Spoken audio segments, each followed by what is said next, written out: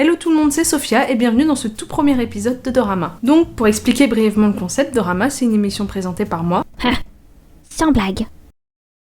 Et qui a pour but de vous faire découvrir de nouvelles séries d'animation japonaises. À travers cette chronique, je m'adresserai aussi bien aux débutants dans la matière qu'à ceux qui connaissent très bien le milieu, et par la même occasion, je m'adresserai à tous ceux qui sont entre les deux, un peu comme moi. Alors pour que tout se passe bien entre nous, je vais commencer par énumérer quelques petites règles. Premièrement, je ne traiterai pas de grosses séries d'animation japonaises comme Naruto, Dragon Ball Z, etc. etc. Mais pourquoi ? Tout simplement parce que ce sont des séries qui ont tendance à être très longues et ça me prendrait énormément de temps de vous les présenter brièvement sans spoiler tout le monde.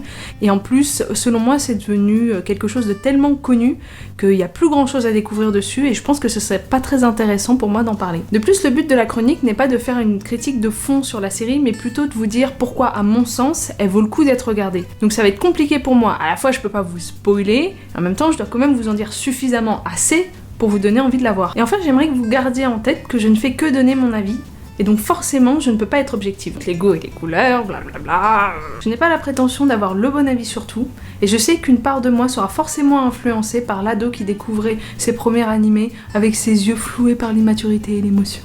Ah, donc ça veut dire que maintenant t'es mature. Absolument pas! It's our own house with our hands over our hearts.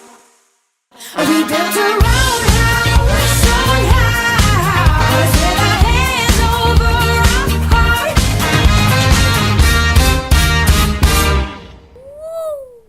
Donc aujourd'hui, on décolle en douceur avec Angel Beats sorti en France durant l'été 2010, produit par les studios PA Works et Aniplex. Cette série est réalisée par Seiji Kishi, mais le scénario se base sur le light novel éponyme écrit par Jun Maeda.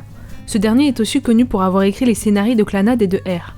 Il est bon de noter qu'il est aussi le compositeur de la BO d'Angel Beats. L'histoire commence avec Yuzuru Otonashi, un jeune garçon qui se réveille dans la cour d'un lycée et qui se voit annoncer par une jeune fille armée d'un bon gros flingue qu'il est mort et qu'ici c'est le Paradis Beach. Ce lieu qui ressemble à un lycée est en fait une sorte de monde après la mort où sont envoyés les filles et garçons qui n'ont pas eu le temps de profiter de leur jeunesse. Yuri Nakamura, celle qui tient le gun, est à la tête d'une armée de rebelles dont le but est de narguer Dieu en ne respectant pas les règlements de ce lycée de l'au-delà. Suite à ça, notre jeune héros va apprendre à s'adapter à ce nouveau monde et suivre les simples règles de survie qui sont la bagarre, les flingues et le die and retry jusqu'à obtention de l'objet convoité. Le die quoi ? C'est un mécanisme de jeu vidéo qui consiste à jouer puis à perdre afin de connecter les mouvements, actions et choix effectués pour gagner une partie ou un niveau. Ici, comme les protagonistes sont déjà morts, ils peuvent se faire blesser de manière létale afin d'atteindre leur but, se sacrifier pour la bonne cause et ressusciter un petit peu plus loin, tout beau tout neuf. D'ailleurs, c'est drôle quand on en parle parce que l'animé est truffé de références aux jeux vidéo. Par exemple, le lycée imaginaire est peuplé de PNJ, personnages non jouables, des ordis, des intelligences artificielles qui servent à peupler le lycée et qui ne sont pas de vrais humains.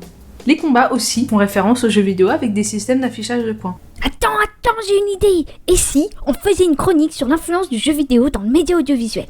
Genre les adaptations de films, les adaptations... Non, laisse tomber, ça a déjà été fait. Ah, bon.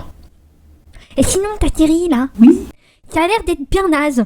Pourquoi tu nous en parles ? Parce que je reste intimement convaincue qu'Angel Beats, bien que d'apparence peu vendeur, reste l'un des animés les plus abordables, toutes générations confondues.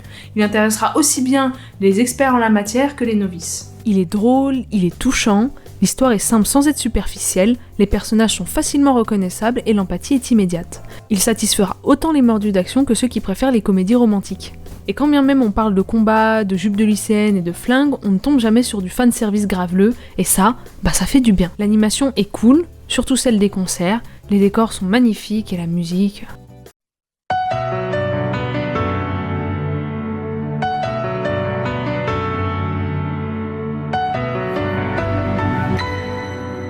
En plus, je trouve que 13 épisodes de 20 minutes, c'est l'idéal pour ceux qui ne connaissent pas encore le fabuleux monde de l'animation japonaise.